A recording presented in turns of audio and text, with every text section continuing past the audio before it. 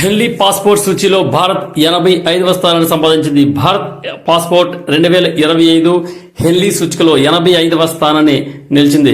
అయితే 2024లో 80వ స్థానంతో పోలిస్తే 5 పాయింట్లు తగ్గింది. సింగపూర్ వరుసగా రెండోసారి అగ్రస్థానం నిలబెట్టుకుంది.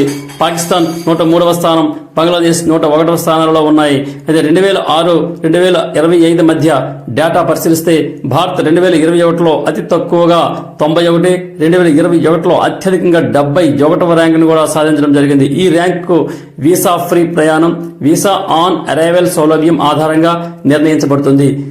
ఈ హెన్లీ పాస్పోర్ట్ సూచిక అనేది ఈ హెన్లీ అండ్ పార్ట్నర్ సంస్థ ప్రతి సంవత్సరం ప్రపంచవ్యాప్తంగా 199 దేశాల పాస్పోర్ట్ల సౌలభ్యం ఆధారంగా హెన్లీ పాస్పోర్ట్ సూచికను విడుదల చేస్తుంది. వీసా ఫ్రీ లేదా వీసా ఆన్ అరైవల్ సౌలభ్యం ఉన్న పాస్పోర్టు ఈ సూచికలో అగ్రస్థానాన్ని పొందుతుంది.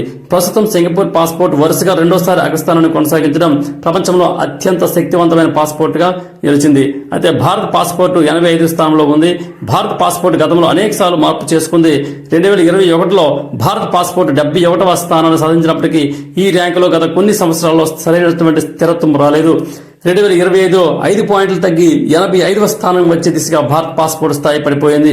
పాక్, బంగ్లాదేశ్ స్థానం ఎలాగ ఉందంటే పాకిస్తాన్ 103వ స్థానం, బంగ్లాదేశ్ 101వ స్థానంలో ఉన్నాయి. ఇవి భారత పాస్పోర్ట్ తో పోలిస్తే మరింత దిగువ స్థాయిలో ఉన్నాయి. ఈ ర్యాంకింగ్లు ఈ దేశాల పాస్పోర్ట్ల సౌలభ్యాలను అంతర్జాతీయ ప్రయాణంలో సముదాయానికి ఇచ్చేటటువంటి క్షేత్రంలో పెద్ద అంశాలను చూపుతానని తెలియజేయచ్చు. Thank you.